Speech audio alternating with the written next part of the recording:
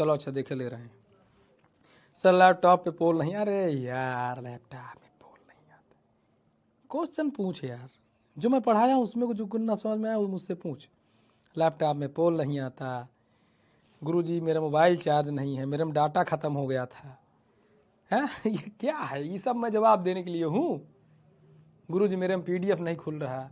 ये सब टीम के पास बोलो बाबू, मेरा काम है पढ़ाना। मेरे कंटेंट में बताओ, बताओ इसमें तुम्हें कुछ ना समझ में आया तो बताओ। ये डाउट का मतलब डाउट होता है, ये कौन सा डाउट है? मेरे लैपटॉप में पोल नहीं आता, अरे फोन से कर लो भाई। कैसे करें बाबू अब हम? सर आप बहुत अच्छे से पढ़ाते हैं, बहुत बहुत आभार। मेरे में लाइव क्लास का मैसेज नहीं, अरे बाप रे काजल बिटिया, ऐसे ऐसे डाउट। अब कह रहे हो डाउट खोलो, अब लाइव पोल नहीं आता, मैसेज नहीं आता तो मैं मैसेज भेजूँ अब सर इसमें क्या ही मदद कर सकते हैं आपकी? टीम के पास बैठो मैसेज कर दो, है ना कि सर ऐसी दिक्कत है। चलो सर मेरा नाम लीडर बोर्ड पे क्यों नहीं आता? अब ले लीडर बोर्ड पे नाम क्यों नहीं आता?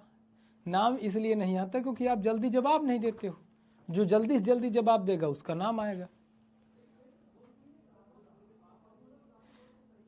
सर सिर्फ सॉरी ही क्यों, सॉरी भैया और सॉरी सिस्टर बोलने को बोलिए। अरे भाई साहब तो मैं वही तो बोल रहा हूं, सॉरी भैया और सॉरी सिस्टर्स। अब क्या मुझे लिख के देना पड़ेगा ये चीज? कौन है जी ये? शिव शंकर कुमार, वाह, वही तो मैं बोल रहा हूं। ऑक्सीजन क्या है?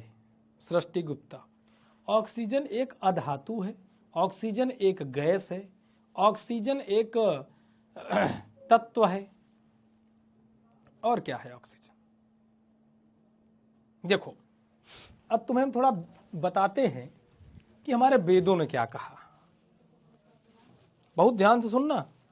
वेदों ने कहा कि दुनिया 4 चीजों से मिलकर के बनी है। दुनिया में 4 तत्व हैं। कौन कौन से?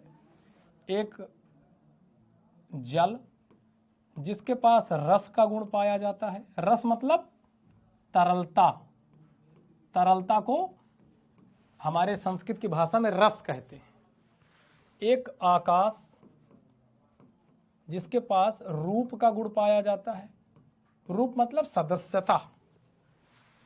दूसरा हो गया तेजस, तेजस जैसे कि आग, है ना, जिसके पास तेज होता है।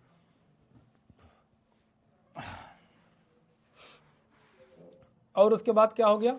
तो छित, जल, आकाश, और उसके बाद पृथ्वी।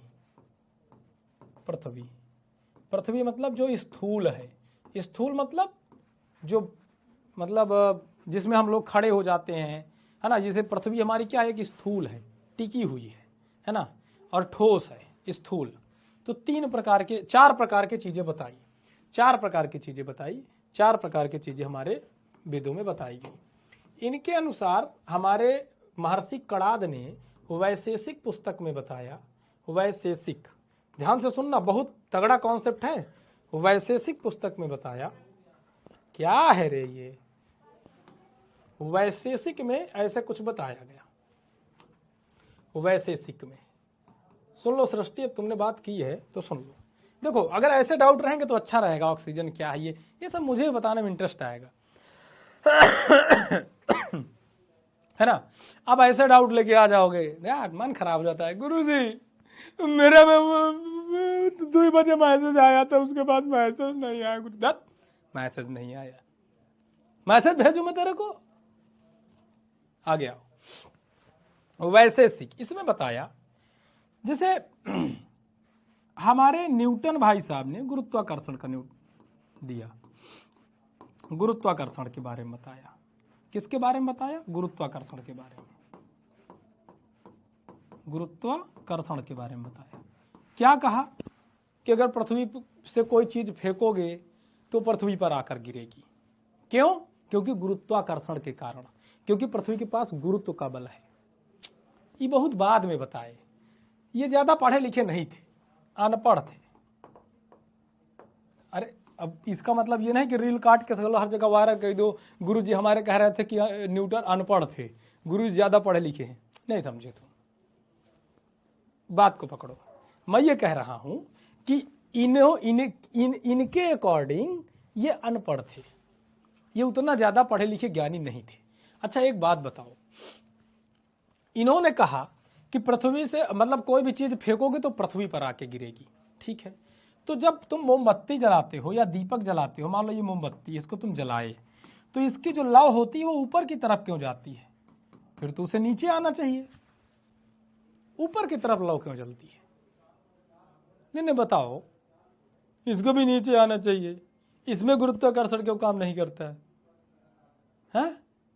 नहीं पता है ना। अब हमारे ऋषियों ने क्या कहा, वैशेषिक में कहा कि भैया ये 4 चीजों से पूरी प्रकृति मिलकर के बनी है, 4 चीजों से। अब जो जिस तरह होता है वो उसी की तरफ आकर्षित होता है। जैसे मान लो सपोज दैट एक मनुष्य किसके साथ रहना पसंद करेगा? मनुष्य के साथ। और यही कारण है कि मनुष्य अपनी कॉलोनी बना करके अलग रहते हैं। एक शेर किसके साथ रहना पसंद करेंगे? शेर शेरनियों के साथ।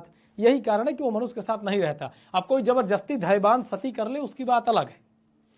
हर चीज जो दुनिया में है वो अपने जैसे ही समान के साथ रहना चाहती है। एक भेड़ किसके साथ रहना पसंद करेगी? भेड़ के साथ, क्योंकि वो उसके जाति का है, ठीक। तो उसी तरह हमारे वेदों में कहा गया कि भाई जैसे मान लो तुमने बॉल फेंकी या मान लो पत्थर फेंका, मान लो तुम पत्थर फेंका, यही बात बताए थे ना, पत्थर फेंका कहाँ? ऊपर। तो पत्थर कहाँ आके गिरा? पृथ्वी पर। क्यों? क्योंकि पत्थर की उत्पत्ति क्या है? स्थूल वस्तु से है। पत्थर एक स्थूल वस्तु है, तो कहाँ आके गिरेगा? स्थूल की तरफ। इसमें गुरुत्वाकर्षण का कॉन्सेप्ट हटा दो 1 मिनट के लिए, कहाँ गिरेगा? स्थूल की तरफ। अब आग क्या है? आग में जो परमाणु है आग के, वो किसके परमाणु है? तेजस के। तेजस कहाँ होता है? तेज कहाँ होता है? सूर्य के पास। सूर्य से ज्यादा किसी में तेज है किसी में तेज? नहीं है। तो बताओ आग के परमाणु किधर जाएंगे? आग के परमाणु किधर जाएंगे? सीधी सी बात है, सूरज की तरफ। सूरज कहाँ है? ऊपर। और यही कारण है कि आग के लौ किधर जाती है? हमेशा ऊपर जाती है। काहो न्यूटन, का हो गया था तुम्हें? इसके बारे में काहे नहीं बताया तुम? अब तुम सोचो क्यों ऊपर जाती है? क्योंकि भाई सूरज क्या है? आसमान पर है। और ये जो आग के परमाणु है किससे बने हैं? तो ये अपने समान के पास जाएंगे ना। तेजस के परमाणु है, तेज से बने हैं, ऊर्जा से बने हैं। दुनिया में सबसे ज्यादा ऊर्जावान सूरज है, तो ये किधर जाएंगे? सूरज की तरफ। इसीलिए आग की लौ हमेशा ऊपर की तरफ उठती है। समझे?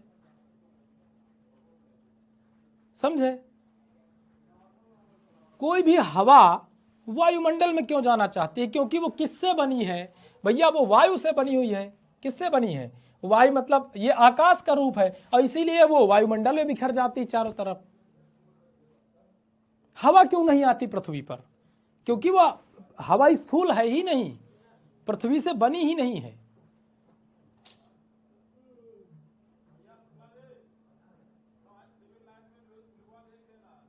ठीक है। अब एक बच्चा कह रहा सर सूरज की किरणें पृथ्वी पर क्यों आती हैं?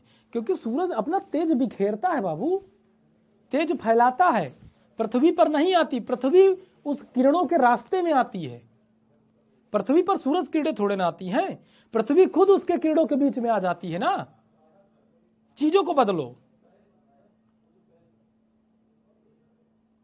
चीजों को बदलो। न्यूटन बुद्धिमान है, एक बच्चा कह रहा बुद्धिमान है। मैं ये नहीं कह रहा कि मूर्ख है, मैंने क्या कहा? कम पढ़े लिखे थे, और अच्छा बता सकते थे अगर इनका अध्ययन किया होता तो। हमारे चीजों को देखने का नजरिया अलग हो जाता है ना। अब तुम दिमाग लगाओ।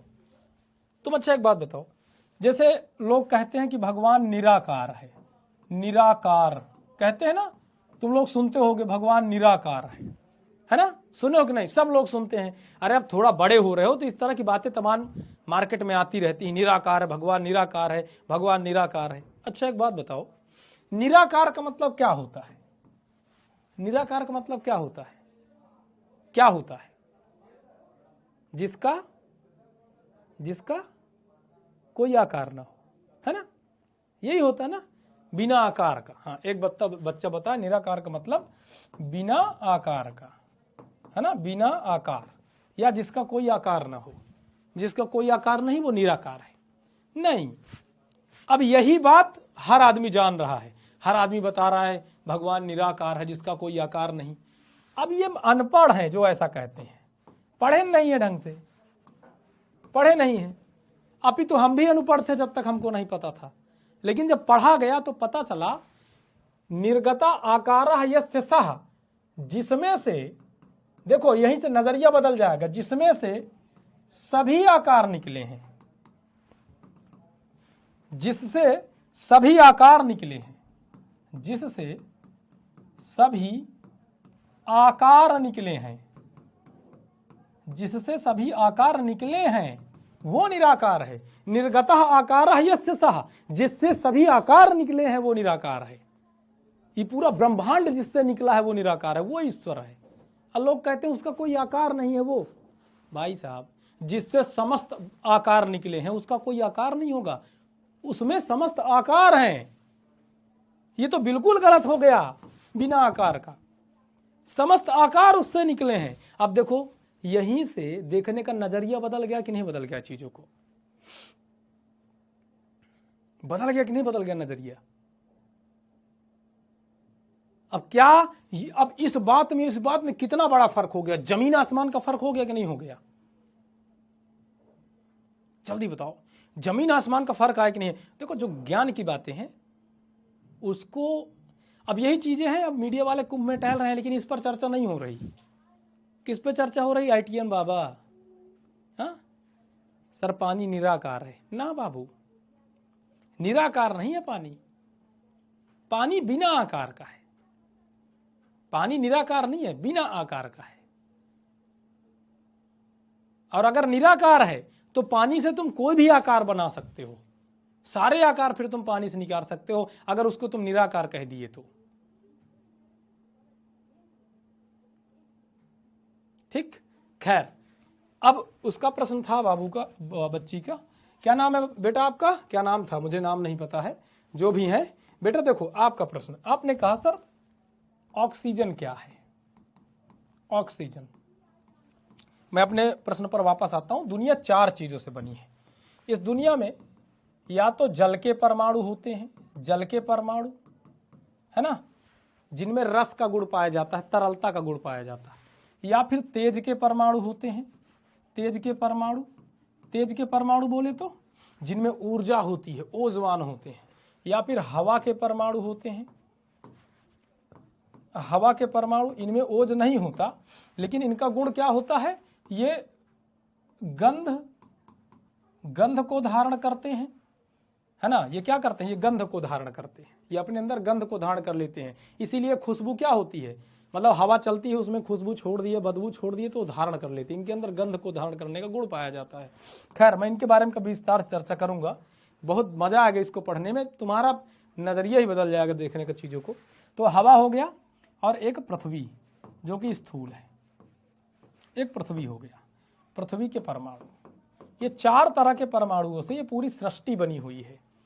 अब देखो पूरे आवर्त सारणी में कितने तत्व हैं, 118 से अधिक।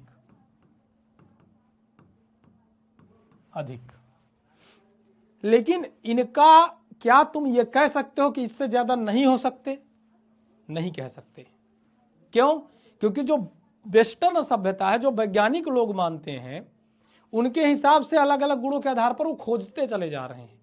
लेकिन जो वैदिक परंपरा मानती है वो कह रही है ये 118 तत्व किनसे बने हैं, वो इन्हीं 4 में से निकले हुए हैं। अब ऑक्सीजन किसका परमाणु है, हवा का। किसका परमाणु है, हवा का, सिंपल सी बात, हवा का परमाणु है।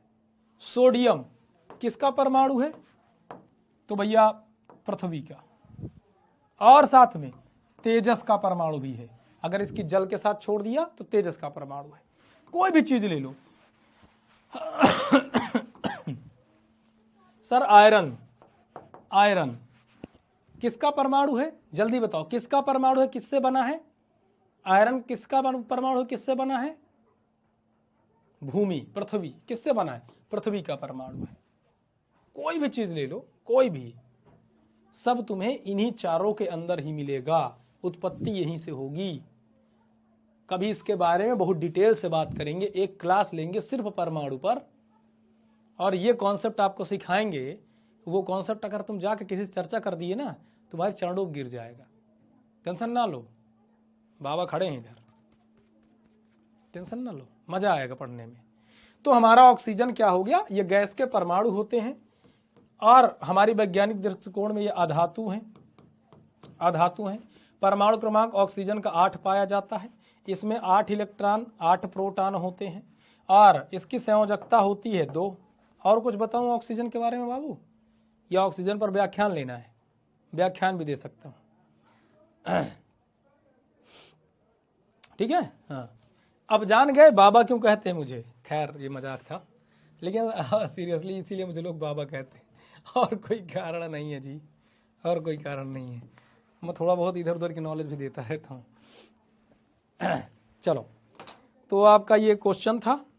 और भाई किसी कोई क्वेश्चन मुझे